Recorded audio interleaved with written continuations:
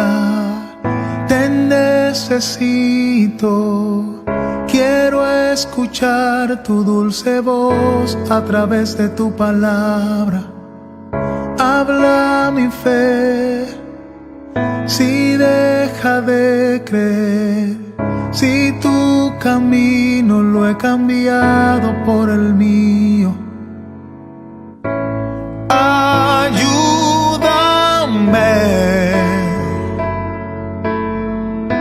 Quiero aprender de ti, que tu palabra me sustente, que tu palabra me alimente. En tu palabra encuentre yo refugio, que a tu palabra yo me aferre, que tu palabra me corrija. Si en el camino mis pasos se desvían, oh.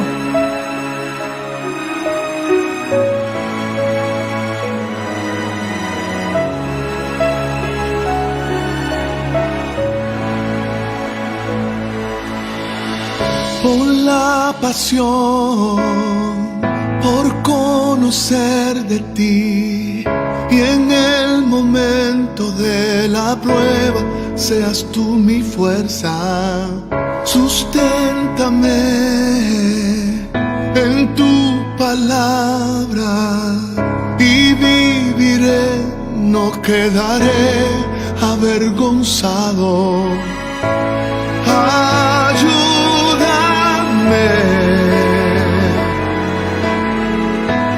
Quiero aprender de ti, que tu palabra me sustente, que tu palabra...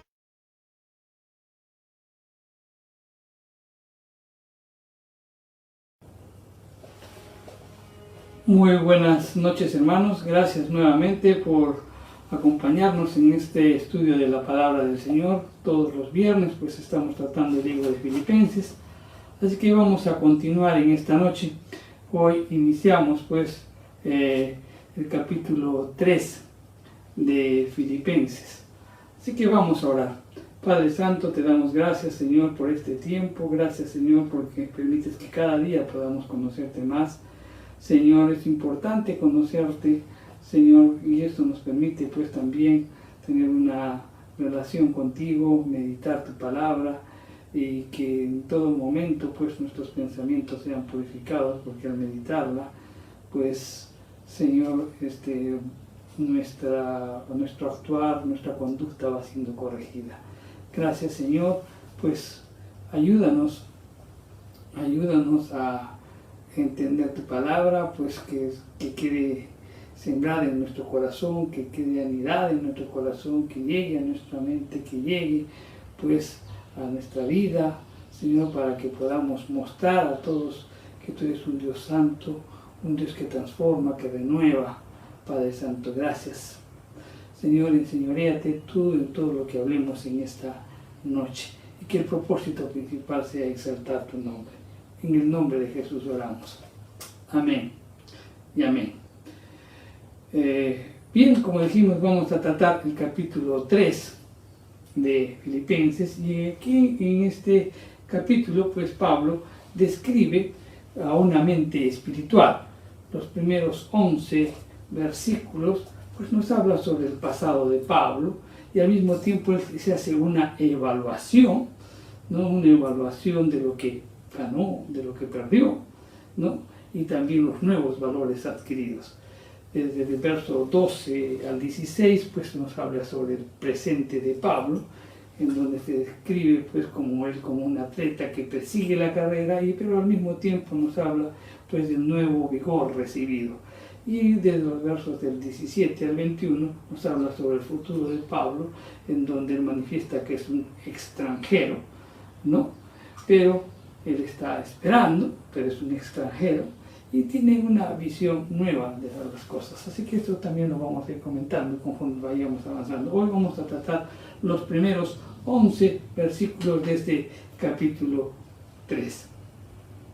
En los versos 18 y 19 Pablo describe a los que profesan ser creyentes, los cuales pues piensan en lo terrenal, pero en el verso 20 describe al creyente espiritual, cuya mente está pues cuya mirada está pues en las cosas de arriba, ¿no? Es fácil para cada uno de nosotros pues enredarnos en las cosas, y pues no solamente en las cosas tangibles, aquellas cosas que vemos, sino que también pues es fácil enredarnos en las cosas que no vemos, ¿no? Esas cosas que son intangibles, como por ejemplo la reputación, la fama, los logros, etcétera, etcétera. Pablo escribe pues acerca de las cosas que para él le eran ganancia, ¿no? En el verso 7. Pero también menciona todo lo que quedó atrás y al mismo tiempo lo que tiene por delante, y eso lo expresa en el verso 13. Mucho cuando nosotros pues nos vemos atrapados, ¿no?, en las cosas tangibles o de repente en las cosas intangibles, también tenemos una consecuencia. ¿Y cuál es esa consecuencia? Que perdemos el gozo. Las cosas tangibles como las intangibles pues nos afectan, ¿no?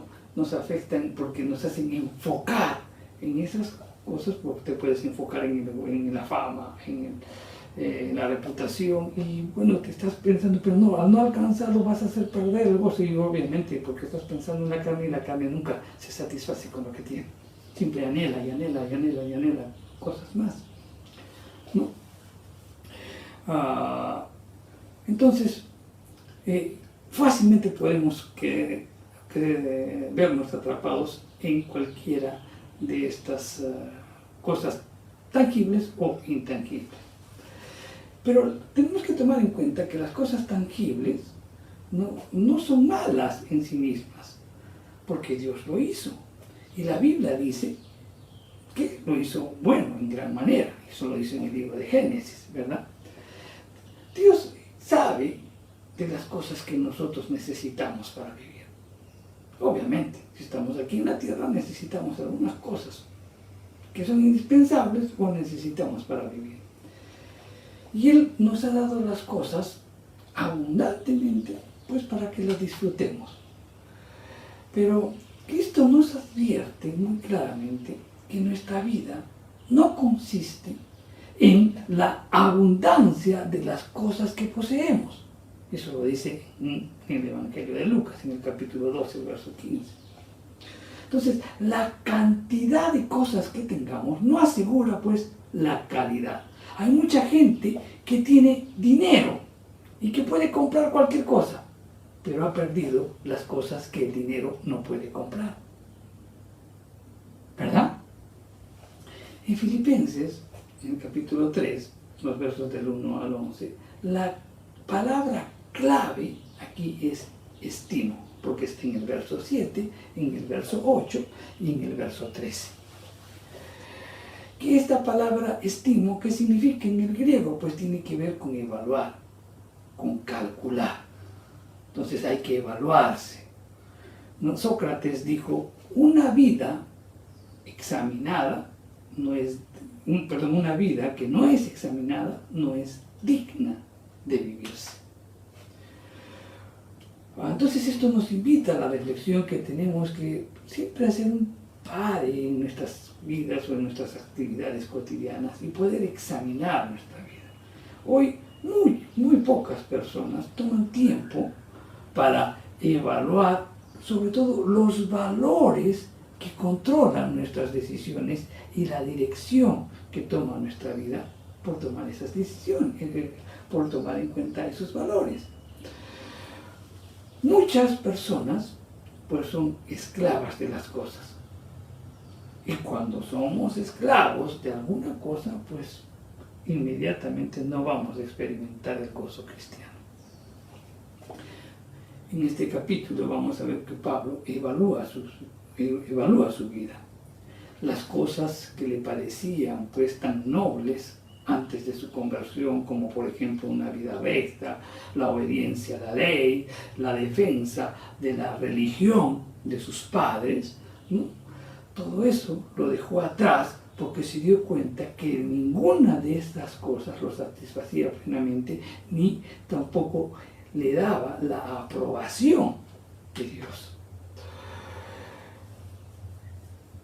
Como la mayoría de la gente religiosa hoy en día, Pablo tuvo un carácter moral pues satisfactorio. Hay muchos que viven moralmente bien, o sea, no adulteran, no mienten, no roban, igual que Pablo, ¿no? Y eso le permitió pues vivir y no meterse en problemas, como muchos otros también. O sea, vivimos una vida moral correcta y no nos metemos en muchos problemas, ¿verdad? Pero no era la justicia necesaria, ni es la justicia necesaria para que nos lleve al cielo.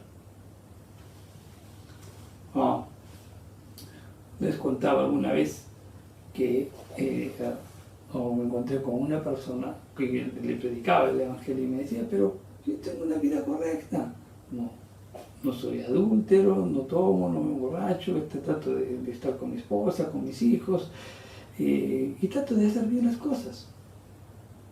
¿De qué me puedo arrepentir? Y justamente le decía, ese es tu pecado, no tu mayor pecado, pensar que no necesitas un salvador en tu vida. O sea, tú estás basando que tú piensas que tú quieres alcanzar el cielo bajo tu propia justicia. Y no es así. Igual que Pablo. Pablo pensaba eso. Pensaba que su justicia, que su vida correcta era importante como para ir al cielo. Pero esa justicia no es la que te va a llevar al cielo. Entonces, no fueron las malas cosas las que mantuvieron a Pablo apartado de Cristo, sino justamente las buenas cosas. Tuvo que perder su religión para alcanzar la salvación, ¿no? Tuvo que perderla. Igual que también cada uno de nosotros. Hemos tenido que tomar decisiones en donde hemos podido ver, pues, que para alcanzar la salvación necesitamos una justicia mayor que la nuestra, ¿no? Mayor, porque los parámetros del Señor son altos y nosotros no los podemos alcanzar. Y eso lo vamos a comentar en el transcurso de este mensaje. Un día Pablo, pues, conoció a Jesucristo, al Hijo de Dios, y desde ese día, cambió su escala de valores y cambió radicalmente su vida. Cuando Saulo abre sus libros para evaluar de repente su riqueza, ¿no? Descubrió que sin Cristo todo lo que antes tenía valor ahora era basura.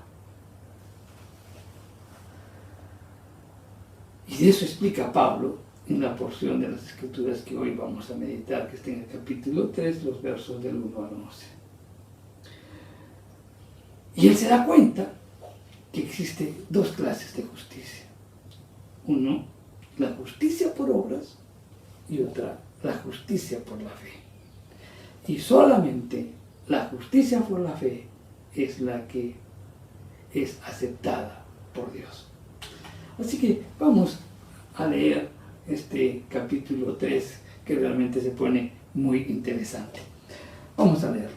Y dice, por lo demás, hermanos, los primeros 11 versículos, por lo demás, hermanos, gozaos en el Señor. A mí no me es molesto el escribirlos las mismas cosas, y para vosotros es seguro. Guardaos de los perros, guardaos de los malos obreros, guardaos de los mutiladores del cuerpo, porque nosotros somos la circuncisión, los que en espíritu servimos a Dios y nos gloriamos en Cristo Jesús, no teniendo confianza en la carne. Aunque yo tengo también de qué confiar en la carne. Si alguno piensa que tiene de qué confiar en la carne, yo más. Circuncidado al 8º día, del linaje de Israel, de la tribu de Benjamín, hebreo de hebreos, en cuanto a la ley, fariseo. En cuanto al celo, perseguidor de la iglesia. En cuanto a la justicia que es en la ley, irreprensible. Pero cuantas cosas eran para mí ganancias, las he estimado como pérdida por amor de Cristo. Y ciertamente aún estimo todas las cosas como pérdida por la excelencia del conocimiento de Cristo Jesús, mi Señor, por amor del cual lo he perdido todo y lo tengo por basura para ganar a Cristo. Y ser hallado en Él, no teniendo mi propia justicia, que es por la ley, sino la que es por la fe de Cristo, la justicia que es de Dios por la fe, a fin de conocerle y el poder de su resurrección y la participación de sus padecimientos, llegando a ser semejante a Él en su muerte, si en alguna manera llegase a la resurrección de entre los muertos. Entonces, aquí vemos que Pablo nos habla pues de dos tipos de justicia, la justicia por la fe y la justicia por las obras. Entonces, los primeros 6 versículos nos hablan sobre la justicia por las obras. Entonces, hay una exhortación que hacen los primeros 3 versículos. Y dice, guardaos de los perros, guardaos de los malos obreros, guardaos de los mutiladores del cuerpo. Entonces uno se pregunta y dice, ¿a quién se refiere pues Pablo con estas advertencias? Entonces, para poder entender esto, es necesario que nosotros recorramos un poquito o volvamos a la historia de la iglesia primitiva. Desde el principio, tenemos que tomar en cuenta que desde el principio el Evangelio vino primeramente ¿para quién? Para los judíos. Para los primeros, los judíos vino el Evangelio. Por eso es que los primeros 7 capítulos del libro de Hechos trata con los judíos creyentes o con los gentiles que eran judíos prosélitos. ¿Quiénes eran los judíos prosélitos? Pues eran los que eran gentiles, pero que decidieron pues pertenecer a los judíos. A ellos se los consideraba como judíos prosélitos. Y para esto pues tenían toda una ceremonia en la cual participaba pues el sacerdote, en el cual los tenía que meter en el agua, y en el agua tenía que sumergirse, tenía que tomar una posición fetal y salía, y era como que estaba renaciendo de nuevo. Y es por eso que Jesús le dice a Nicodemo en un momento, tú eres maestro y no sabes lo que estoy hablando del nuevo nacimiento, ¿no? El nuevo nacimiento, porque si ellos lo practicaban con los prosélitos, había que nacer de nuevo. Bueno, aquí, eso es otro mensaje, eso es otra prédica. Pero los primeros 7 capítulos de Hechos, pues trata con los judíos, ¿no? Con los judíos creyentes o con los judíos o con los gentiles que eran judíos prosélitos. En Hechos, ya en el capítulo 8, en los versos del 5 al 25, el Evangelio ya sale y llega a los samaritanos. Y eran, por lo menos, pues, todavía eran en parte judíos, ¿no? Los samaritanos. Pero después Pedro llega a los gentiles en Hechos 10.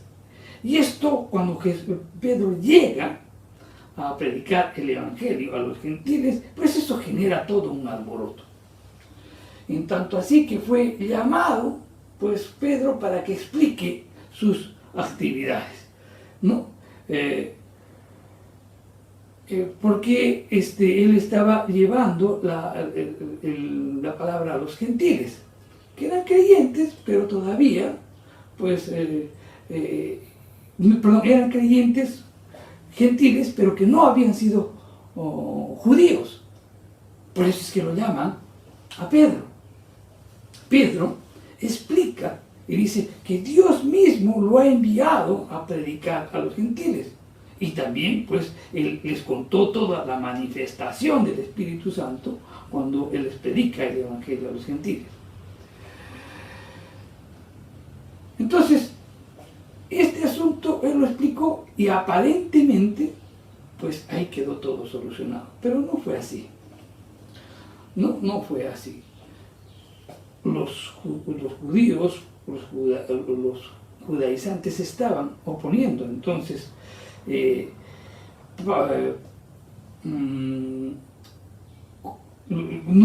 como que no aceptaban que Pedro esté predicando el Evangelio a los gentiles.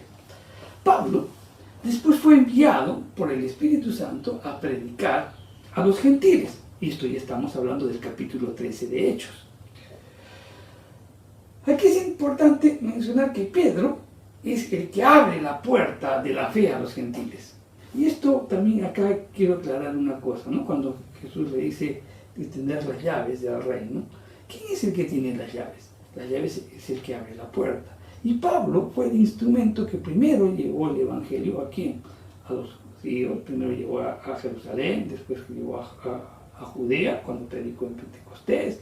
También lleva a los samaritanos, y eso está en el capítulo 10, en el verso 14, creo, cuando se dan cuenta y le envían a Juan y a Pedro, pues a que comiencen a ver qué es lo que había pasado, porque los samaritanos habían recibido pues el evangelio.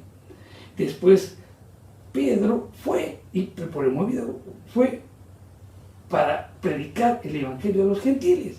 Entonces él abrió también la puerta para predicar a los gentiles. Ese fue el instrumento que inició llevando el evangelio a los diferentes lugares conforme el Señor hecho. Primero en Jerusalén, Judea, Samaria y el resto de la tierra. Y el instrumento fue Pedro.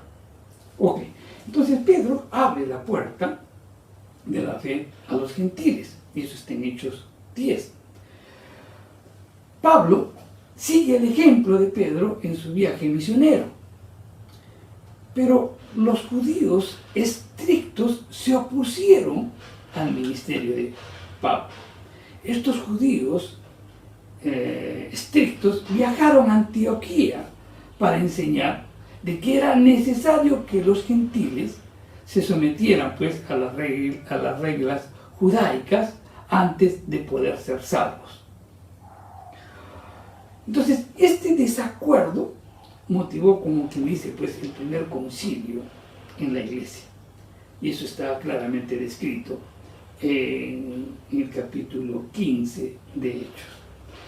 El resultado de todo este concilio fue que se le dio la aprobación al ministerio de Pablo y al mismo tiempo fue una victoria para el evangelio de la gracia de Dios. Entonces, ¿cuál fue la conclusión? Que los gentiles no tenían que llegar a ser primero, pues, los judíos prosélitos para ser creyentes, ¿no? Por eso es que en esa discusión, pues, comienza a hablar uno, comienza a hablar otro, y al final, pues, interviene Santiago y dice, bueno, ¿saben qué? Lo único que les vamos a pedir a los gentiles son cuatro cosas, ¿no? Cuatro cosas que ya todos sabemos: que se abstengan de la idolatría, dos, que se abstengan de fornicación, que no coman sangre, pues, y que eviten todo ahogado, o sea que no podían comer un animal ahogado, sino que tenían que revertir su sangre. Eso es lo único que se les prohibía, o sea, todos los ritos religiosos quedaban anulados. Fue un triunfo verdaderamente del evangelio de la gracia, ¿no? Pero los disidentes no quedaron pues contentos con este acuerdo. Entonces, ¿qué hicieron? Ellos, en oposición pues a Pablo, lo comenzaron a seguir a Pablo donde quiera que fuera, donde quiera que vaya, y con el propósito de robarle a sus convertidos, ¿no? Que crear la duda y al mismo tiempo pues socavar las iglesias que estaba plantando Pablo. La Biblia los llama a estos disidentes judíos, los llama como judaizantes, que eran falsos maestros que tratan de mezclar la ley con la gracia. Y Pablo se refiere a este grupo de judaizantes en los versos 1 y 2, ¿no? Y usa tres términos para describirlos. Primero les dice perros. El judío ortodoxo llamaría al gentil perro.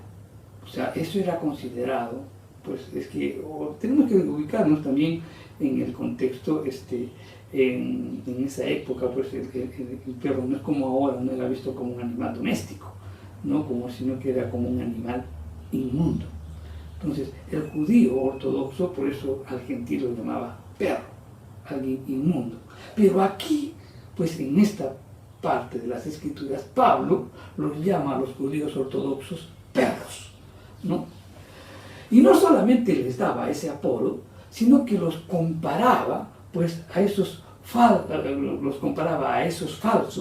maestros con los sucios y de repente, pues, asquerosos perros callejeros que se alimentaban de la basura. Y como esos perros, pues, los judaizantes perseguían a Pablo de un lugar a otro. O sea, y en donde ellos iban ladrando, pues, sus falsas doctrinas. Por eso les hace esa comparación. Por otro lado, también les dice malos obreros, porque ellos enseñaban que el pecador era salvo por la fe más sus buenas obras, especialmente las obras de la ley. Pablo declaraba que sus obras son realmente malas porque son hechas a través de la carne, o sea, a través de la vieja naturaleza, y no por el Espíritu, y tampoco, pues, glorificaban a Cristo, sino glorificaban solamente a los hombres.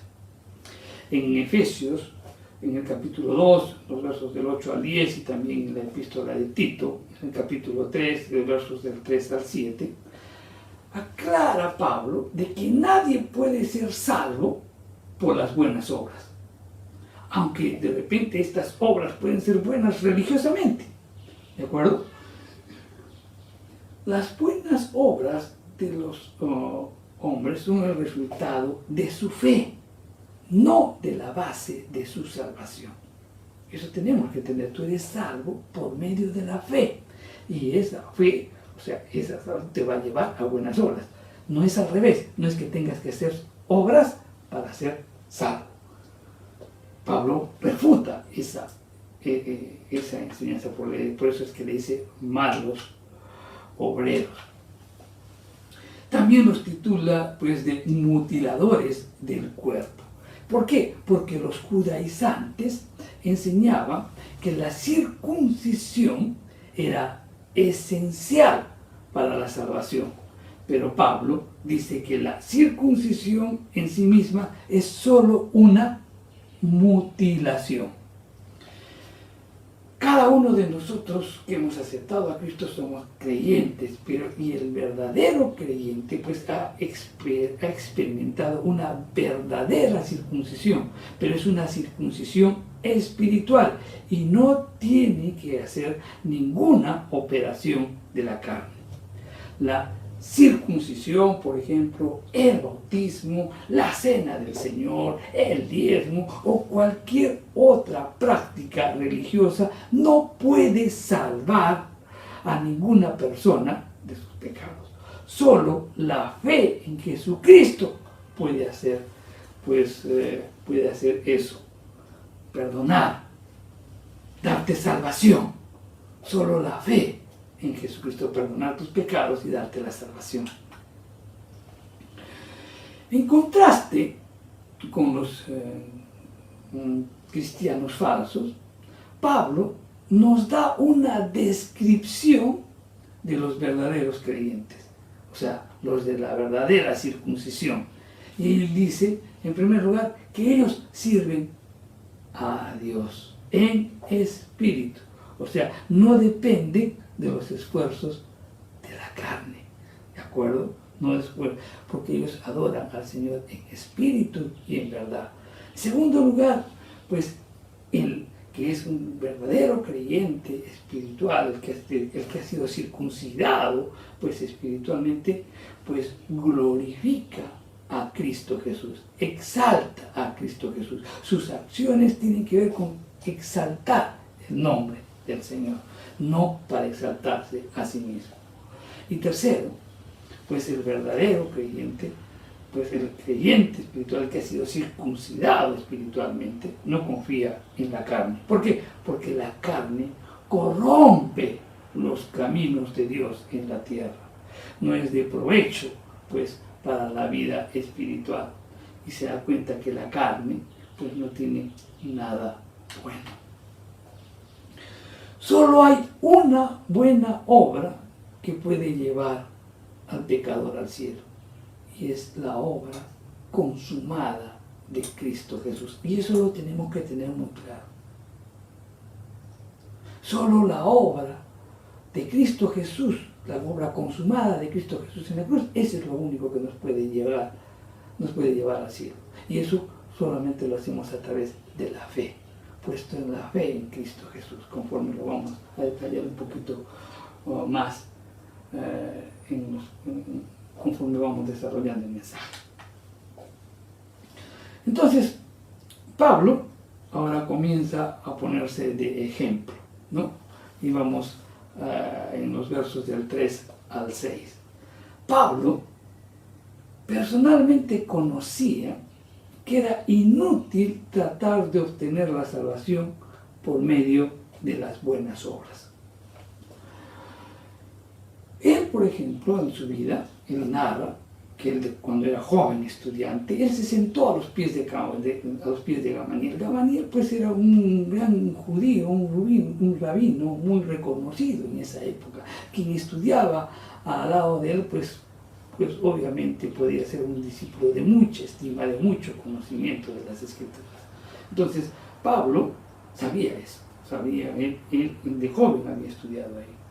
También su carrera de líder religioso pues estaba viento en popa. Él pues debe haber ocupado un puesto de liderazgo dentro del concilio,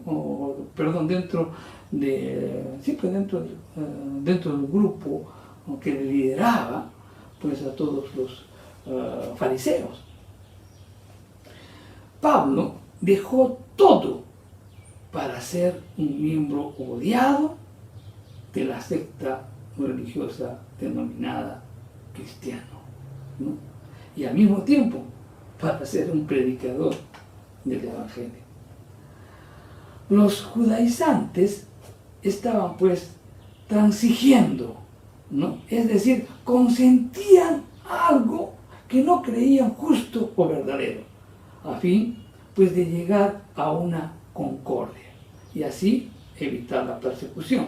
O sea, ellos como el camaleón, ¿no? Cedían algunas cosas y pues querían encontrar una concordia y de ese modo pues que no los odiaran o que no los perseguían y de ese modo pues, poder ser aceptados. En cambio Pablo no, Pablo permanecía fiel a Cristo y a su mensaje de gracia y como resultado pues a él lo perseguían. En estos versículos del 3 al 6, Pablo como que hace una revisión autográfica de su vida.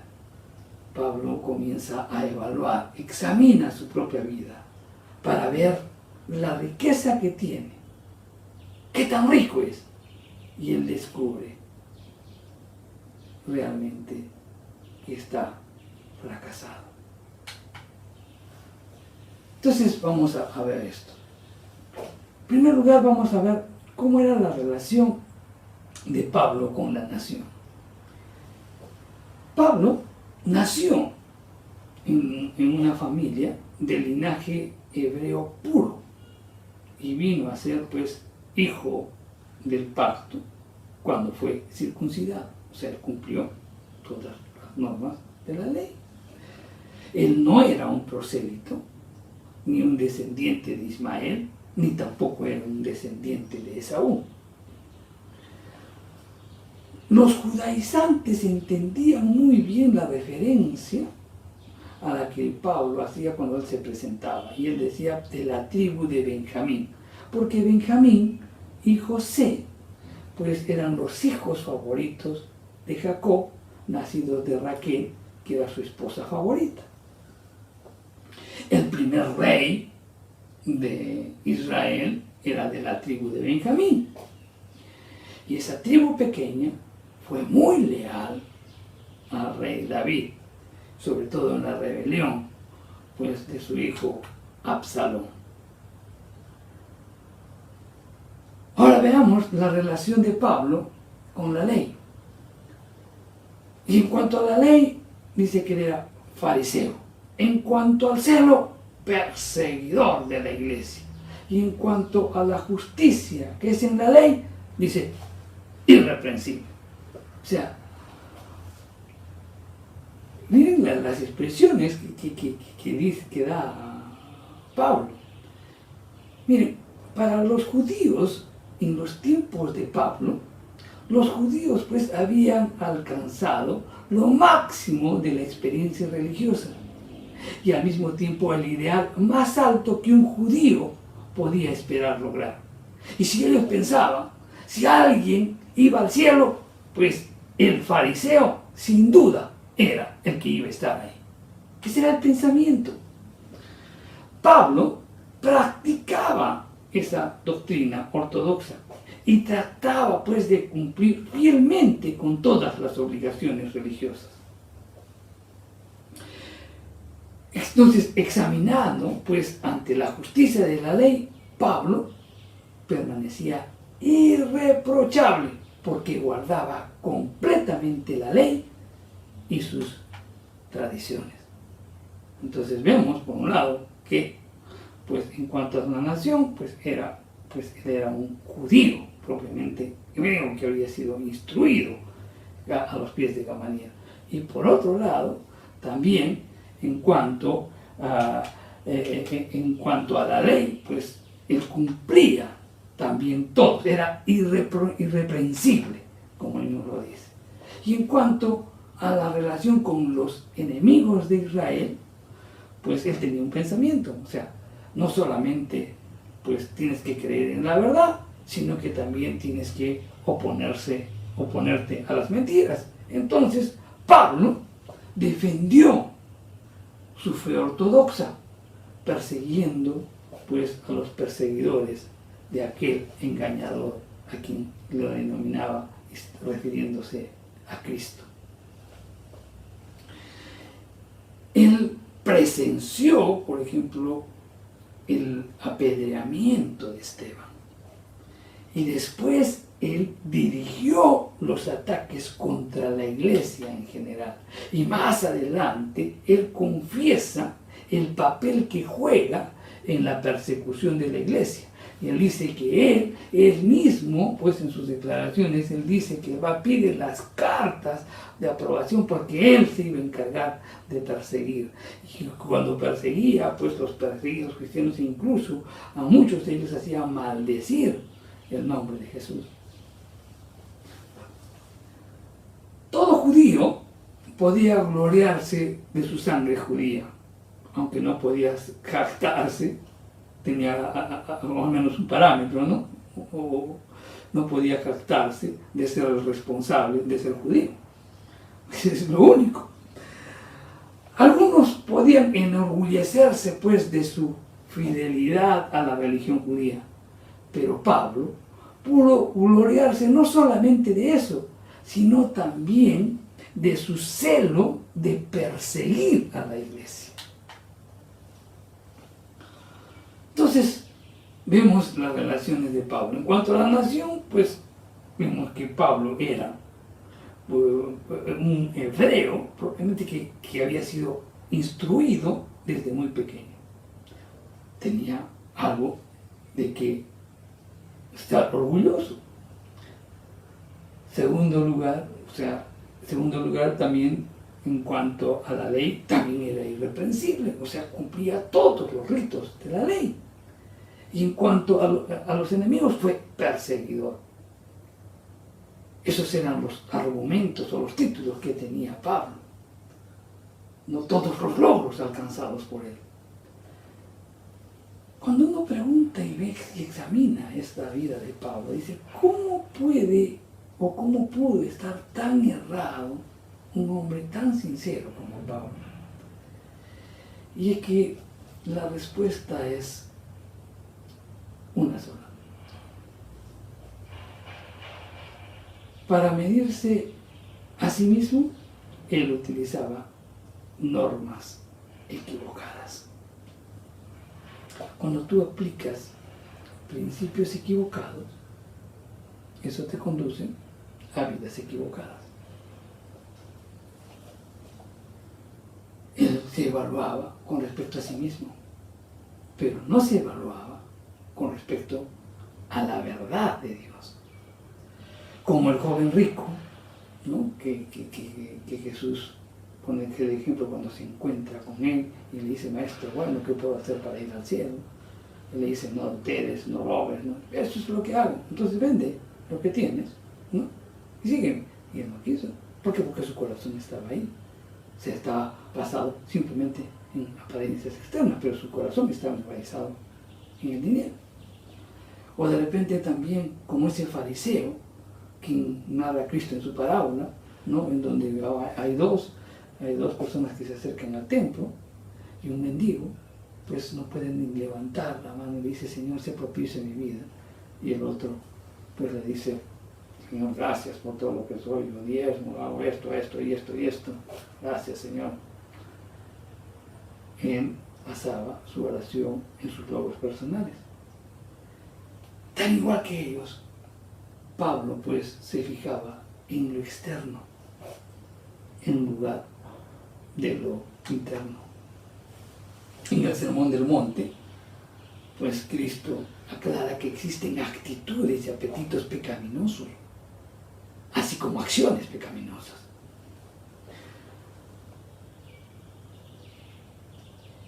Pablo, cuando se miraba a sí mismo o a otros, él se estimaba pero justo.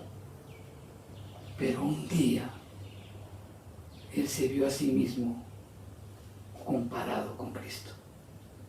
Y fue entonces cuando cambió su evaluación, cuando cambió sus valores y abandonó su justicia por obras, cambiándola por la justicia de Cristo Jesús. Un día tuvo un encuentro con Jesucristo y desde ese momento su vida cambió. Y ahí entendió que para irte al cielo, pues todo lo que tú tienes no te sirve para nada, todos tus logros no te sirven para nada, porque es importante que tengas una justicia superior a la tuya, que es lo que comienza a narrar a partir del verso 7 en adelante, y aquí nos comienza a hablar sobre la justicia por la fe. Pablo se encontró con Jesucristo camino a Damasco, y él confió en él y vino a ser un hijo de Dios, bueno, igual que cada uno de nosotros, ¿verdad? Y eso fue un milagro pues instantáneo de la gracia de Dios. Ahí se ve la gracia, en ese momento cuando tú reconoces la obra de Cristo, cuando tú reconoces a Cristo pues como tu Señor, como tu Salvador. Y esto lo podemos ver cuando tuvo un encuentro con Pablo. Pues Pablo ve una luz, cae al suelo, ¿no? Y reconoce que se trataba de una divinidad, porque le dice: ¿quién eres, Señor? Y este término es importante porque solamente el judío decía Señor a una divinidad. Entonces ahí ya lo estaba reconociendo y le dice: yo soy Jesús, a quien persigues. ¿Por qué persigues a la iglesia? ¿No? Entonces Pablo es confrontado ahí y él acepta la verdad, acepta a Cristo. Entonces ese milagro pues inmediatamente lo hace hijo de Dios. Y ese mismo milagro pues es lo que hasta hoy ocurre, todavía ocurre, ¿no?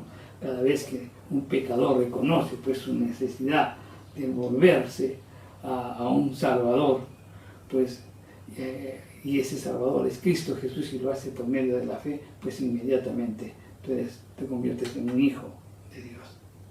Cuando Pablo conoció a Cristo, se dio cuenta cuán inútiles eran sus buenas obras y cuán pecaminosas sus obras de justicia. Ahí se dio cuenta. Fue una transacción maravillosa la que se llevó a cabo. Pablo ahí perdió algunas cosas, pero ganó mucho más de lo que perdió. Hubo una transacción, y eso quiero que entendamos en esta noche. ¿Qué perdió Pablo? Vamos a hablar un poco sobre las pérdidas de Pablo. Pablo perdió todo lo que para él era ganancia cuando se encontraba apartado de Dios. Cuando estaba apartado de Dios, él consideraba que tenía muchas cosas que para él eran ganancia, ¿no? Lo que acabamos de describir. Se lo perdió. La reputación que él tenía como un hombre de letras y al mismo tiempo un líder religioso, eso lo perdió. Estaba orgulloso de repente de su herencia judía y sus logros religiosos. Todas esas cosas eran valiosas para él y obviamente pudo beneficiarse de todo eso. Él también tenía amigos que admiraban su celo religioso, pero todo eso lo perdió. Pablo comparó todos esos tesoros con lo que Cristo le ofrecía y se dio cuenta que todo lo que era tan valioso y amado para él no era sino basura. Sus tesoros propios le traían gloria a él, mas no le traían gloria a Dios. Pablo, pues, repudiaba su herencia como judío ortodoxo. No lo repudiaba. Pablo no repudiaba su herencia como judío ortodoxo. Estimaba su sangre judía y también su ciudadanía romana, porque continuamente lo leemos eso en las Escrituras. O sea, continuamente él resalta que es judío. Y también resaltaba pues toda la experiencia, todo el conocimiento que él tenía. O sea, él en un momento repudiaba su herencia como judío ortodoxo. Él más bien estimaba su sangre judía y al mismo tiempo la ciudadanía romana. El convertirse en creyente más bien lo hizo un judío completo, un verdadero hijo de Abraham, tanto en lo físico como en lo espiritual. Porque antes pues él se basaba en su descendencia física, ahora pues como que lo completa y tiene también una descendencia espiritual. Tampoco declinó pues sus principios morales al ver la superficialidad de la religión farisaica.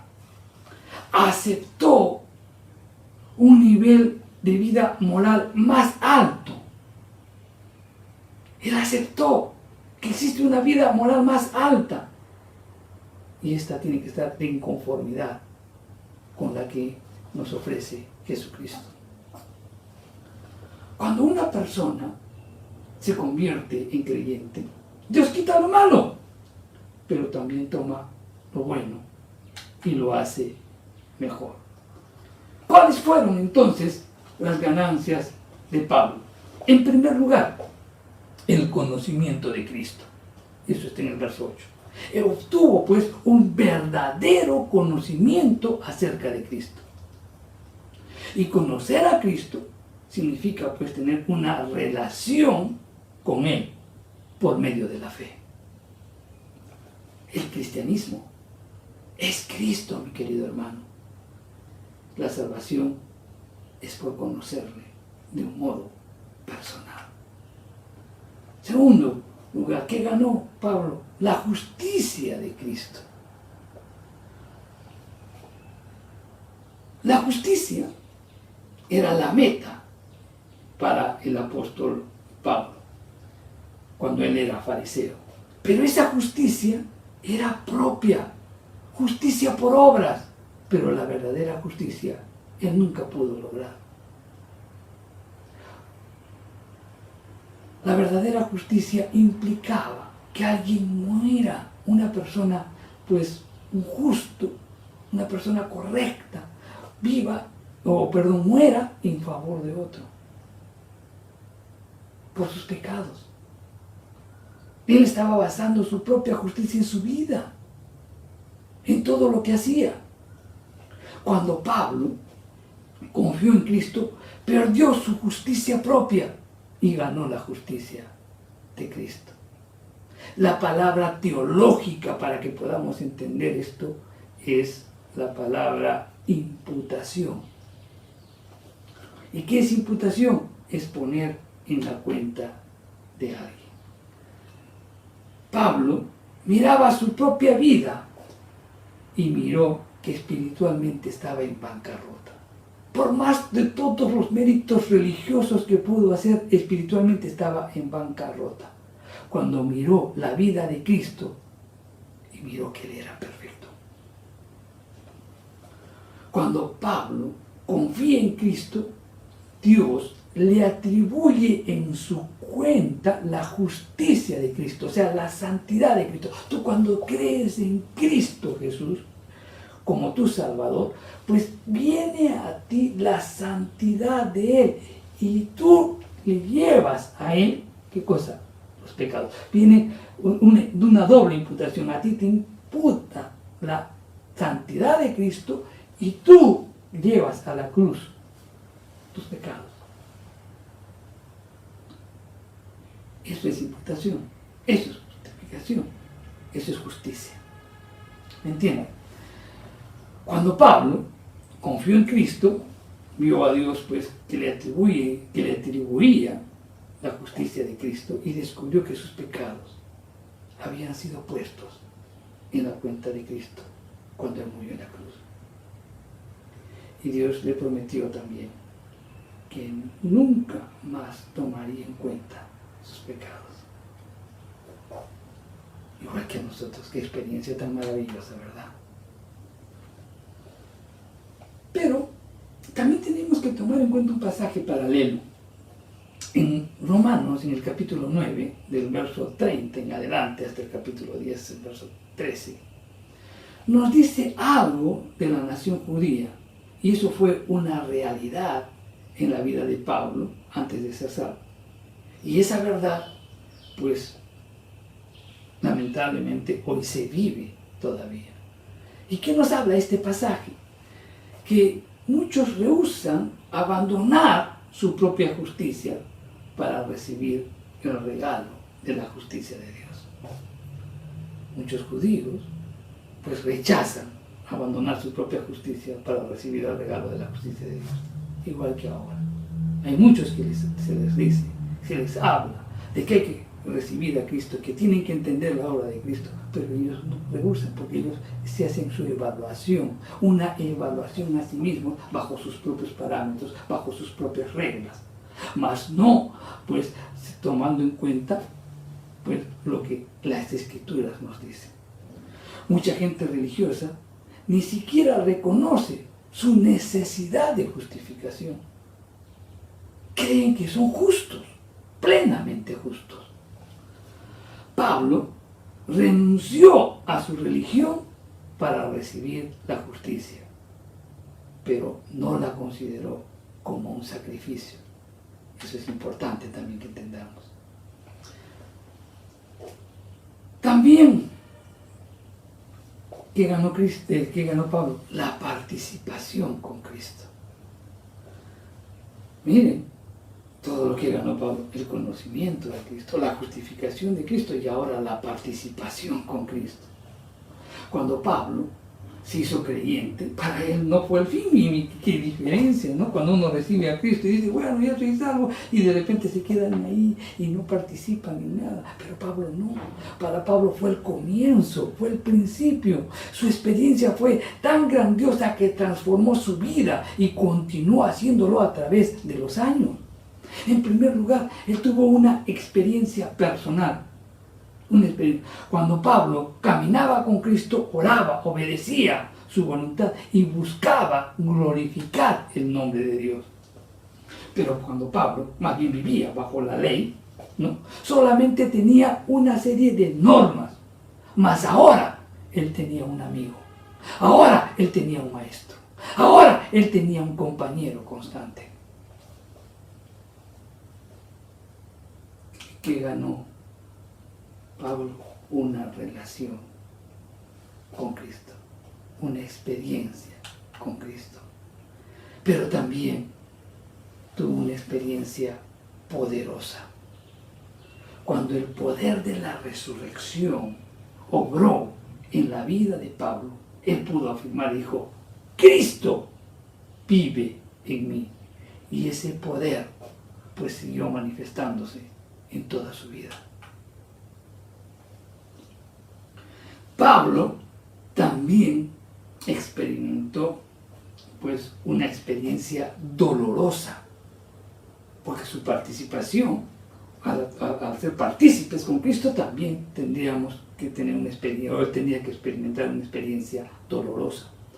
Pablo sabía que era un privilegio sufrir por Cristo, y el sufrimiento había sido parte de su experiencia desde el principio.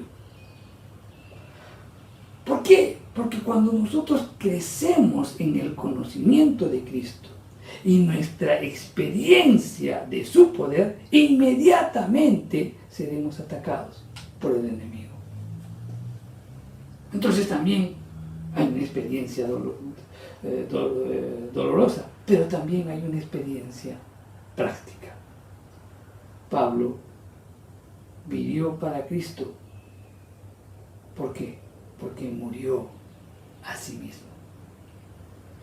Él tomó su cruz diariamente y siguió a Cristo.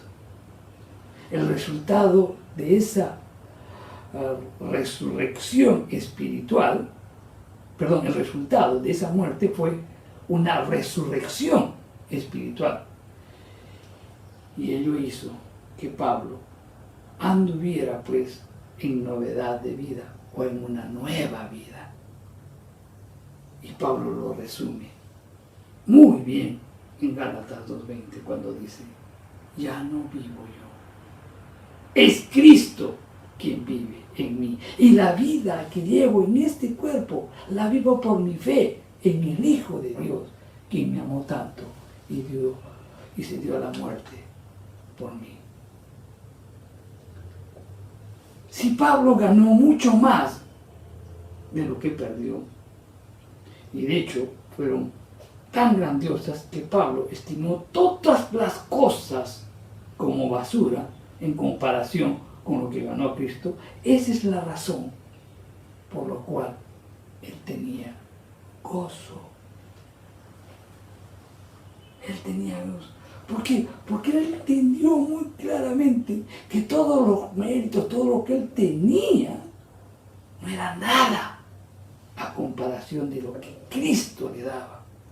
Y él, al tenerlo, pues era la razón por la cual él experimentaba el gozo. No dependía de las cosas baratas del mundo, sino de los valores eternos hallados en Cristo. Pablo tenía una mente espiritual, miraba las cosas de la tierra, pero desde el punto de vista celestial. Y eso es lo que tenemos que hacer. Tenemos que tener una mente espiritual. Muy fácilmente podemos caer en las cosas tangibles e intangibles. Las cosas que podemos ver, pues el desearlas, el codiciarlas, el tenerlas, pues muy fácilmente nos puede desenfocar. Pero también las cosas intangibles, la fama, el valor, el dinero, ¿no? El poder, nos puede desenfocar. Y Pablo nos hace ver eso. Y se pone de ejemplo. Y dice: yo era hebreo de hebreos, linaje puro, judío. Dice también que era, en cuanto a la ley, irreprensible. Y en cuanto a los enemigos, pues él los perseguía. Semejantes logros que cualquier judío podía anhelar. Pero todo eso él lo consideró basura. Él fue capacitado y estudiado en las mejores universidades en Tarso. Tarso era una ciudad conocida porque ahí estaban las mejores universidades. Era un hombre de letras, estudioso, un líder religioso. Su carrera en popa para adelante. Perseguidor de todos los enemigos del judaísmo. Pero cuando tuvo un encuentro con Jesucristo, todo esto lo consideró por basura. Porque para él, el conocer a Cristo cambió su vida. El tener una relación con Él cambió su vida. El aceptar la justicia, en donde darse cuenta que los méritos personales de nada servían para alcanzar la salvación. De nada, absolutamente de nada. Entender que la salvación es por fe, por gracia en la obra de Cristo Jesús. La salvación es por gracia, por medio de la fe en Cristo Jesús.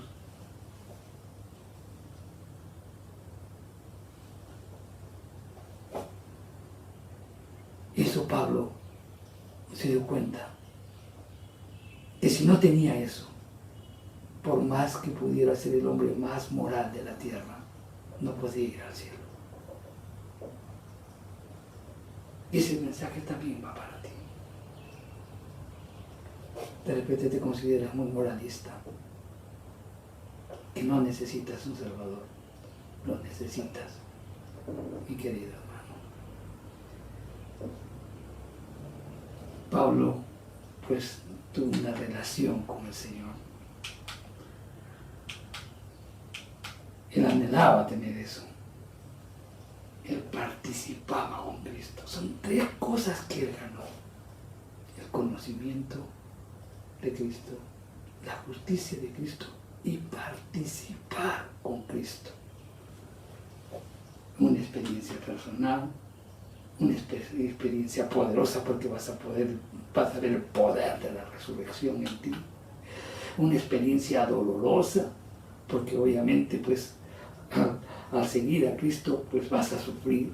No, las cosas no van a ser fáciles, pero al mismo tiempo pues eso implica tener una experiencia práctica en donde tú tienes que morir a ti para que puedas decir: ya no vivo yo, es Cristo quien vive en mí. Mi querido hermano, yo no sé cuánto de este mensaje pudo haber tocado tu vida, pero gracias por Jesús. Gracias porque por su muerte en la cruz somos salvos. Y anhelemos tener esa mente espiritual. Anhelemos tener, cultivemos esa mente espiritual para que nos permita ver todas las cosas terrenales desde el punto de vista celestial. Que nuestro mayor deseo sea, nosotros ya hemos tenido un encuentro con Jesús, pues que no sea como quien dice: ya con esto terminé. No, que sea el inicio. Sigue, porque Dios tiene grandes cosas para ti. Vamos a orar. Padre Santo, te damos gracias por tu palabra, Señor. Gracias porque hoy entendemos que hay dos tipos de justicias: la justicia por obras y la justicia por la fe. La justicia por obras, Señor, pues es la que tú no la ves con agrado. Mas la justicia por la fe sí, Señor. Gracias, Señor, por poder comprender que para estar en tu presencia, el único camino, Señor, es Jesucristo. Gracias por enviar a Jesucristo, Señor. Gracias por su obra en la cruz. Bendito sea, Señor. Danos esa mente espiritual que necesitamos para seguir avanzando en nuestro cristianismo. En el nombre de Jesús. Amén y amén. Bien, hermanos, eso sería todo. Te espero el próximo viernes para continuar estudiando esta epístola de Filipenses, que es tan rica y tan sabrosa, pues de deleitarnos en conocer mucho más de las Escrituras. Que Dios te bendiga, hermano.